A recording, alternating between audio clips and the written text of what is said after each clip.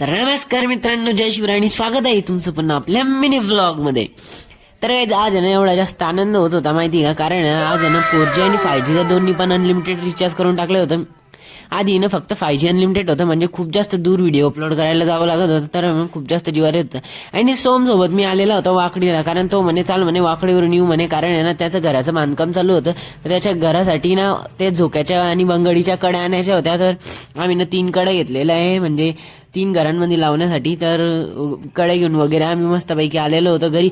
आणि ना अचानकच माझं जामनेरला जायचं फिक्स झालं, म्हणजे ना जामनेरला जायचं होतं आणि गॅस हंडी वगैरे सिलेंडर पण घ्यायचं होतं. आणि इथं बघू शकताय किती जास्त गर्दी जमलेली आहे, कारण इराकचं युद्ध चालू आहे ना, तर त्याच्यामुळे खूप जास्त गर्दी जमली होती.